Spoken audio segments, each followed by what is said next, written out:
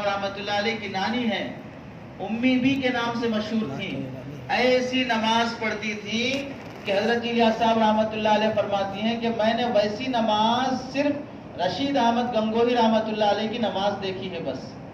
وہ فرماتی ہیں جب بھی میں الیاس کو دیکھتی ہوں، نواسے کو دیکھتی ہوں تو مجھے صحابہ کی خوشبو آتی ہے۔ شیخ الہند رحمۃ اللہ علیہ فرماتے ہیں جب میں الیاس کو دیکھتا ہوں تو مجھے صحابہ یاد آ جاتے ہیں۔ آخر عمر میں شمس الرحمان غفوری رحمۃ اللہ علیہ فرماتے ہیں امت کی فکر اور غم کا حال اس قدر پڑنا کہ اللہ کے نبی علیہ السلام کی آخر عمر میں کبھی کبھار ایک دن میں کئی بار اللہ کے نبی کی زیارت ہو جاتی ہے، کئی بار اللہ کے نبی علیہ السلام کی زیارت ہو جاتی ہے۔ دل جب تک گندا رہے گا، معاف کرنے درگزر کرنے کی آدمی کے اندر صلاحیت اور اہمیت پیدا نہیں ہوگی، بدلہ لینے کا جذبہ ہے۔ فتح مکہ کعبۃ اللہ میں اللہ کے نبی علیہ السلام 10,000 کی فوج کے ساتھ وہ ظالم سب جنہوں نے صحابہ کو تکلیفیں پہنچائی ہیں کھڑے ہیں، پھر بھی آپ علیہ السلام فرما رہے لا تثریب علیکم اليوم، آج سب کو معاف کیا جا رہا ہے۔ خبار بن اسود جو اللہ کے نبی علیہ السلام کی بیٹی حضرت زینب کے برچھا مارا، اسے بھی اللہ کے نبی علیہ السلام معاف کر رہے ہیں۔ اور عبداللہ بن ابی جو اللہ کے نبی علیہ السلام کے زوجہ مطہرہ پر تہمت لگانے میں آگے رہنے والا، اس کی جنازے کی نماز پڑھنے تیار ہیں اور اسے اپنا کپڑا کفن کے لیے دینے تیار ہیں۔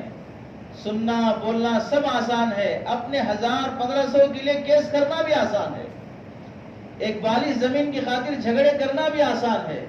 معاملات کی صفائی نہیں ہے، حلال حرام کی تمیز نہیں ہے، اللہ نے اس راستے سے جوڑ دیا، اس کے باوجود بھی سودی کاروبار سے توبہ نہیں ہے، اس کے باوجود بھی دھوکے سے توبہ نہیں ہے، اس کے باوجود بھی وراثت کا حق ادا کرنے کی فکر نہیں ہے۔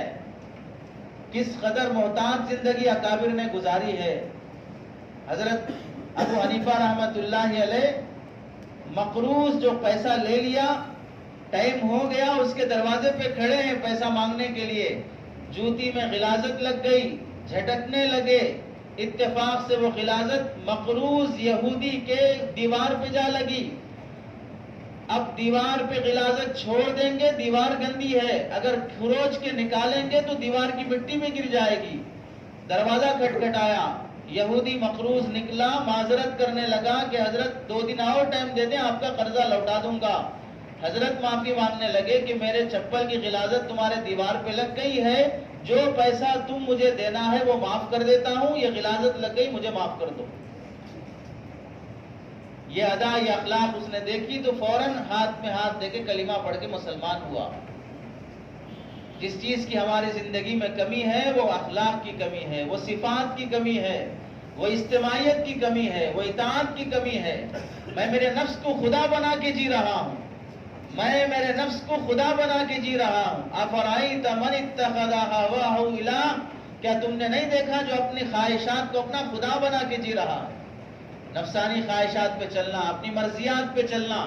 رشید احمد گنگوہی رحمۃ اللہ علیہ کو 25 سال کی عمر میں وراثت پراپرٹی کے پیسے ملے تو اپنے دادا کے زمانے سے پوری پراپرٹی کے کاغذات چیک کر رہے ہیں کہ دادا کے زمانے سے کوئی حرام پیسہ یا حرام پراپرٹی میرے معاملات میں آ نہ گئی ہو۔ رہن پہ رکھی ہوئی زمین آ گئی، جس سے رہن پہ رکھا تھا پوری زمین واپس کی، زمین کا فائدہ واپس کیا، اتنا واپس کرنا پڑا کہ بیوی کے زیورات بھی بیچ کے حق ادا کرنا پڑا۔ حلال حرام کی تمیز نہیں، معاملات کی صفائی نہیں، اخلاق کو سدھارنے کا فکر نہیں۔ چلہ لگائے، 4 مہینے لگائے، اللہ کا کرم ہوا، اللہ کا فضل ہوا، گھر جانے کے بعد بیوی سے سخت کلامی سے بات ہو رہی ہے۔ چلہ تو میں لگایا ہوں، صفات میرے اندر آنی چاہیے، اور بیوی کا ہاتھ اٹھا رہا ہوں اسے تہجد کی خاطر، اور 1 سال 6 مہینے 40 دن کے بعد تو پھر میری فرض بھی غلط ہو رہی ہے۔ جذبے اور جوش کا کام نہیں ہے، اطاعت اور فرمانبرداری کا کام ہے۔ جیسے بولا جائے گا، جیسے مشورے کے تابع رہ کے چلا جائے گا۔ جو آدمی اپنے کو چھوٹا بنا کے چل نہیں سکتا، اس کے ذریعے سے اجتماعیت قائم نہیں ہو سکتی ہے، اس کے ذریعے سے اجتماعیت قائم نہیں ہو سکتی ہے۔ دوسرے کو آگے بڑھا دو، پاس کر دو، تو پھر دیکھو کیسی خوبیاں اللہ تعالیٰ ہمیں نوازتے ہیں۔ صفات کی ضرورت ہے، درگزر کرنے کی ضرورت ہے، تضرع رونے کی ضرورت ہے۔ حضرت احمد علی لاہوری رحمت اللہ علیہ رکشے میں بیٹھے، رکشے والے سے بات کرنے لگے، داڑھی والا ہے، پوچھا بھائی نماز کا اہتمام ہوتا ہے؟ ہاں نماز کا اہتمام ہوتا ہے، پہلے نہیں ہوتا تھا، میں میرے رکشے میں حضرت الیاس صاحب رحمۃ اللہ علیہ کو، عبید اللہ بلیاوی صاحب رحمۃ اللہ علیہ کو اور سعید احمد خان صاحب مکی رحمۃ اللہ علیہ کو بٹھاتا تھا۔ انہوں نے مجھے نصیحت کی، حضرت الیاس صاحب رحمۃ اللہ نے مجھے سمجھایا، میں نے اس دن سے نماز کی پابندی کا اہتمام کیا، اور ان کی نصیحتوں کی برکت دیکھیے کہ انہوں نے مجھے نصیحت کی کہ جب بھی مشکل پیش آئے اللہ سے مانگنا۔ ایک بار اتفاق اسٹیشن سے رکشے پہ ایک عورت سوار ہوئی لگیج کے ساتھ، فلاں محلے میں چھوڑنا ہے، 2 آدمی راستے میں ملے، ان کو آگے جانا ہے، تینوں کو بٹھا لیا، جہاں عورت کا محلہ آیا وہاں اتر گئی اور کہا سامان گھر تک پہنچا دو۔ میں سامان گھر تک پہنچانے گیا، رکشہ غائب ہو گیا۔ اب پریشان، کیس کرنے کے لیے پیسہ چاہیے۔ دوسرے دن اتفاق سے ایسا ہوا کہ ایسا ہی معاملہ دوسرے رکشے والے کے ساتھ پیش آیا کہ اس سے بھی ایک عورت ملی، راستے میں 2 آدمی ملے، سامان پہنچانے عورت کے گھر تک گیا، ادھر رکشہ غائب ہو گیا۔ اب اس نے جا کے کیس کرایا، پولیس نے تلاشی لی، اس کا بھی رکشہ نکلا اور اس بڑے میاں کا بھی رکشہ نکلا۔ پولیس نے اس کا رکشہ تو دے دیا، بڑے میاں سے پوچھا تم نے کیس کیوں نہیں کیا، تم کیس کیوں نہیں کرائے؟ تو بڑے میاں کہنے لگے کیس وہ کرائے گا جس کے پاس پیسے ہوں، میرے پاس پیسے نہیں ہے، لیکن میرے پاس ایسی ذات کی عدالت ہے جس کے پاس کیس کرنے کے لیے پیسے کی ضرورت نہیں ہے۔ میں نے اللہ کی بارگاہ میں کیس مقدمہ دائر کیا کہ اللہ میرا رکشہ چلا گیا دلا دے، میرا رکشہ گم ہو گیا دلا دے۔ اللہ اس دعا کی برکت سے اس کا بھی دلا دیا، میرا بھی دلا دیا۔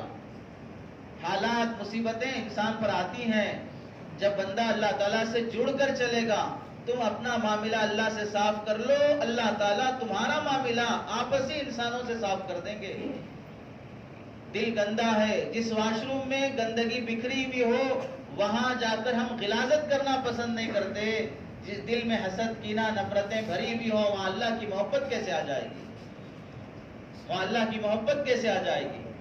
اس واسطے صحابہ کی صفات، اخلاق، درگزر، نرمی، معاف کر دینا، اللہ کے نبی علیہ السلام نے فرمایا حق پر ہوتے ہوئے جھگڑا چھوڑ دو، حق پر ہوتے ہوئے جھگڑا چھوڑ دو، جنت میں بالکل سینٹر میں جگہ دلانے کا وعدہ کرتا ہوں۔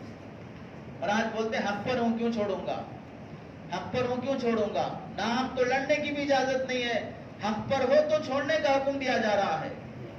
باپ کی طرف سے پراپرٹی ملی، 2 بھائی کیس آپس میں لڑ رہے ہیں، ایک بیچ میں جو کھیت ہے، کھیت کے بیچ میں جو جھاڑ اور درخت ہے اس درخت کی خاطر جھگڑا ہو رہا ہے، اور دونوں کورٹ میں کیس دائر کر رہے ہیں، لڑتے لڑتے دونوں کے کھیت وکیل کے حوالے بک گئے، آخر میں وہ درخت ہی بچا، آخر میں وہ درخت ہی بچا۔ لڑائی جھگڑا آسان بن گیا، درگزر کرنا، معاف کرنا مشکل ہو گیا۔ شادی کے بعد بہو کو ساس سسر کی خدمت بھاری ہو گئی، ڈوری کیس کرنا آسان ہو گیا، FIR درج کرانا آسان ہو گیا، بچوں کی تربیت مشکل ہو گئی، بڑوں سے الجھنا آسان ہو گیا۔ اپنی تربیت، اپنی اولاد کی تربیت، تعلق مع اللہ، تواضع، یہ سب چیزیں دائی کے اندر ایسی ضروری ہیں جیسے دائی کے لیے صرف 5 ٹائم کی نماز نہیں، 9 ٹائم کی نماز اپنے اوپر لازم کر لینا 4 نوافل کے ساتھ، ایسے ہی اس کی ذمہ تواضع، درگزر، معاف کرنا، مشورے کے تابع ہو کے چلنا، اپنی رائے کو چھوڑ دینا، متواضع بن جانا۔ حج کا موقع ہے، حضرت عثمان رضی اللہ تعالیٰ امیر ہیں، حج کے امیر المؤمنین ہیں، اور پیچھے حضرت عبداللہ بن مسعود رضی اللہ تعالیٰ یہ فرما رہے ہیں کہ یہاں میں نے حضرت عمر، حضرت ابوبکر، اللہ کے نبی علیہ السلام کے پیچھے نماز پڑھی، اور یہ سب حضرات 2 رکعت کی نماز پڑھاتے تھے کیونکہ یہ سب مسافر ہیں، اور حضرت عثمان رضی اللہ تعالیٰ 4 رکعت نماز پڑھا رہے ہیں۔ حضرت عبداللہ بن مسعود فرما رہے ہیں میں نے ان کو یہاں عرفہ کے میدان میں 2 رکعت پڑھاتے دیکھا ہے، اور آپ 4 رکعت پڑھا رہے ہیں۔ 2 اور 4 رکعت پڑھانے میں اختلاف ہو رہا ہے، اور جب نماز کھڑے ہونے کا وقت آیا تو حضرت عبداللہ بن مسعود رضی اللہ تعالیٰ عنہ بھی صف میں کھڑے ہو کر نماز پڑھ رہے ہیں۔ نماز کے بعد کسی نے کہا کہ آپ کے پاس دلیل تھی کہ آپ نے حضرت عمر کو دیکھا، حضرت ابوبکر کو دیکھا، اللہ کے نبی کو دیکھا کہ وہ 2 پڑھے ہیں، پھر آپ 4 کیوں پڑھ رہے ہیں؟ تو آپ رضی اللہ تعالیٰ عنہ نے فرمایا میرا الگ جماعت بنا لینے سے 2 رکعت ایکسٹرا پڑھ لینا آسان ہے. الگ جماعت بنا کے پڑھ لینے سے 2 رکعت پڑھ لینا آسان ہے. اجتماعیت میں برکت ہے. دلیل کے باوجود بھی اختلاف کرنے سے اعتراض کرنا، اپنے بڑوں کی رائے مان کے چلنا، ان کی موجودہ عزتوں کو نہیں، ان کی ماضی کی قربانیوں کو دیکھنا.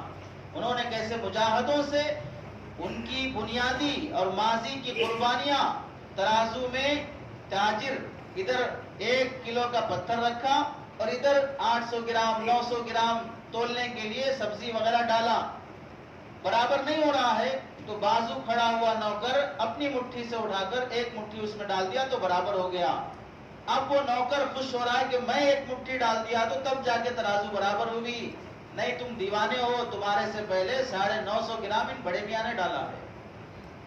ہمارے سے پہلے ہمارے بڑوں نے، ہمارے اکابر نے 950 گرام کی محنت کر چکی. ہم 50 گرام کی محنت کر کے کہہ رہے ہیں کہ یہ نہیں کر رہے ہیں، وہ نہیں کر رہے ہیں، فلاں نہیں کر رہے ہیں. ہمارے 50 گرام سے کچھ نہیں ہوتا، میرے ایک کنکر ڈالنے سے کچھ نہیں ہوتا. اگر ترازو برابر بھی ہو گیا اس میں میرا احسان نہیں ہے، ان کا احسان ہے، ان بڑوں کا احسان ہے کہ انہوں نے میرے لیے 950 گرام پہلے سے ڈال کے رکھا. آج استقبال کا زمانہ ہے تو اس استقبال والے جہاں پر پتھر کھا کے گالیاں سن کر بھی محنتیں کی ہیں ان کا احسان ہے ہم پر. تو بزرگوں، ہمارے اندر جس چیز کی کمی ہے اسے پیدا کرنے کی ضرورت ہے. آدمی ڈاکٹر کے پاس جانے کے بعد میں ہینڈسم ہوں، میرے ہاتھ میں درد نہیں ہے، میرا چہرہ بڑا اچھا ہے، میرا پیر بھی صحیح ہے، میرا پیٹ بھی صحیح ہے، میرا دماغ بھی صحیح ہے، یہ باتیں نہیں کرتا. یہ سب اچھائیوں کے باوجود بھی ڈاکٹر سے بولتا، ڈاکٹر صاحب انگلی میں تھوڑا سا درد زیادہ ہو رہا ہے. ایسے ہی جس آدمی کو اصلاح کی فکر ہوتی ہے، میرے یہ سب چیزیں اچھی ہیں یہ نہیں گناتا، میرے اندر یہ برائی ہے مجھے اس کی فکر ہے. جب آدمی کو اپنی جان کی فکر پڑی تو ایک انگلی کا درد بھی ڈاکٹر کو سنا رہا ہے. ایمان کی فکر نہیں پڑی ہے تو اپنے پورے درد جو دینی پریشانیاں ہیں حل کرانے، اصلاح کرنے کی فکر نہیں ہو رہی ہے. اللہ سے دعا ہے کہ اللہ تعالیٰ ہمیں سمجھ کی توفیق نصیب فرمائے اور ہمیں اللہ تعالیٰ صحابہ کی صفات نصیب فرمائے.